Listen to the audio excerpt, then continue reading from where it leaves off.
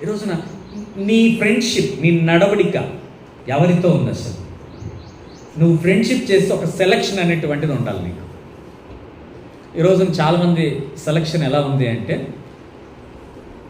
ఈరోజు సెలక్షను రేపు పాడు చేసే ఫ్రెండ్నే ఎక్కువగా సెలక్షన్ చేస్తూ ఉన్నారు. అవునా కాదా? 100%. ఒప్పుకోవడానికి కష్టమే, కానీ ఒప్పుకోవాల్సిందే, దాంట్లో ములాజ్ అయితే లేదు. ఒప్పుకుంటే మళ్ళీ ఆడ నిజమైపోతుంది. ఒప్పుకుంటే చాలా కష్టం. మళ్ళీ ఒప్పుకోకుండా అందరినీ కవర్ చేసుకొని అమ్మాయి నేను అట్లా ఉంది కాదు, నేను అట్లా దాన్ని కాదు అని చెప్పుకునే అంత ఉత్తమం అది లేదు. ఒప్పుకోవాలి. నిజమైన స్నేహితుడు తన ప్రాణమును అర్పిస్తాడంట. అబద్ధ స్నేహితుడు ఎల్లప్పుడూ నిన్ను కృంగదీసే మాటలే, నిన్ను బాధ పెట్టే మాటలే. 10 సార్లు ఫోన్ చేసినా ఎత్తనే లేదు. చూద్దాం, ఇది ఒకసారి ట్రై చేద్దాం. పొద్దున్న నుంచి 10 సార్లు చేసినాను, ఏం ఎత్తలే. అప్పుడే నాతో మాట్లాడి బేజారు అయిపోయిందా? నన్ను అప్పుడే పట్టించుకోవట్లేదా? చెప్పాను కదా, ఇది ఒక రకమైన రోగం. అమ్మ నాయన ఫోన్ చేసినా పట్టించుకోరు. కావాలంటే అమ్మా కొంచెం ఉండమ్మా, వాడు ఎవడో మాట్లాడతానంటే కొంచెం మాట్లాడతాను. నాయన ఫోన్ చేస్తే ఉండు డాడీ మళ్ళీ మాట్లాడతాను, నా ఫ్రెండ్ మాట్లాడుతున్నాడు. అవేమైనా జీవితాలకు ఉపయోగపడేవి అంటే కాదు, ఇద్దరిని నాశనం చేసి పదంతో నుంచి కిందికి నాశనం చేసేవి. అవి కింద ముక్తే చచ్చిపోవడమే, మళ్ళీ ఏం బతికేది ఉండదు. అలాంటి మాటలు అవి, అలాంటివే. గంటలు గంటలు గంటలు గంటలు గంటలు గంటలు మాట్లాడటమే. దాని నుండి ఏమైనా ప్రయోజనం ఉందా? లేదు.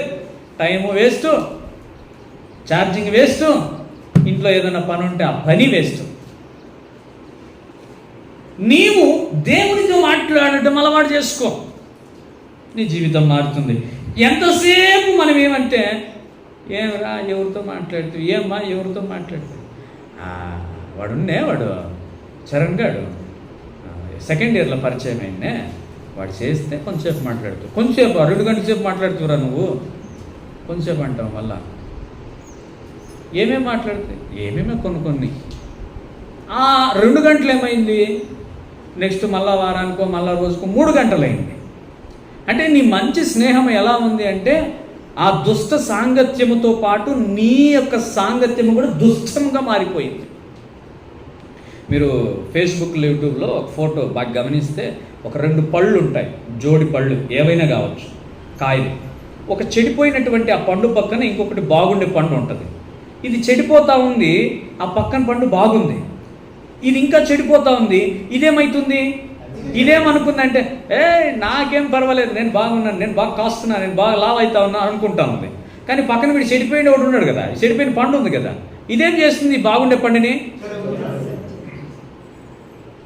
దాదాపు మునిగిపోయేంత వరకు ఆలోచన చేస్తుంది. ఈ పండు నాకేం కాలే అని. లోపల మొత్తం చెడిపోయేంత వరకు అర్థం కాలేదు. ఓహో వీని రోగం నాకు తగిలించినాడు, నేను కూడా రోగం అయిపోయినాను. వచ్చి వాళ్ళ అమ్మని అడుగుతారు, ఏరా వానితో మాట్లాడి నువ్వు వాని మాదిరి అయిపోతాను. నాకేం కాలేదమ్మా, నాకేం కాలేదు నాయనా. ఏరా అంతంతసేపు మాట్లాడుతున్నావు, ఏరా ఇట్లున్నావు, నీ బ్రతికేంద్రా, నీ జీవితం ఏంద్రా? నేను వాని మాదిరి కనపడుతున్నాను, నేను వానిలాగా ఉన్నానా? నేనేమన్నా, నేను ఎలా ఉన్నాను తెలిసినా? నీకేం తెలుసు? ఏమో వాళ్ళ అమ్మని ఇయ్యపుని కన్నట్టు చెప్తాడేమో మళ్ళా. కానీ ఇది వాళ్ళ అమ్మ.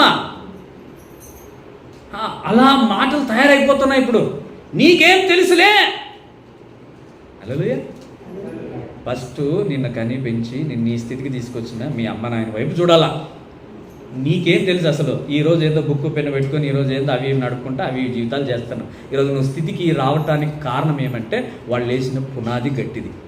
నేనైనా నువ్వైనా ఈ స్థితికి రావటానికి ఆ పునాది గట్టిది. కానీ ఈ కాలంలో చాలామంది తల్లిదండ్రులు కూడా తయారైపోయారు. ఎట్లా? బిడ్డలను కూడా నాశనం చేసేవాళ్ళు తయారైపోయారు.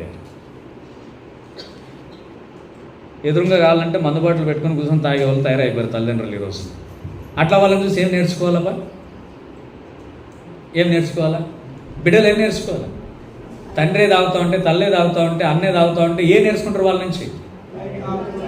వాళ్ళ యొక్క సాంగత్యం ఏముంది, ఎలా ఉంది ఆలోచన చేయాలి. నా బిడ్డలకి ఏమైనా ఇది శాపంగా మారుతుందేమో, వాళ్ళ జీవితాలు ఎక్కడైనా నాశనం అయిపోతాయేమో.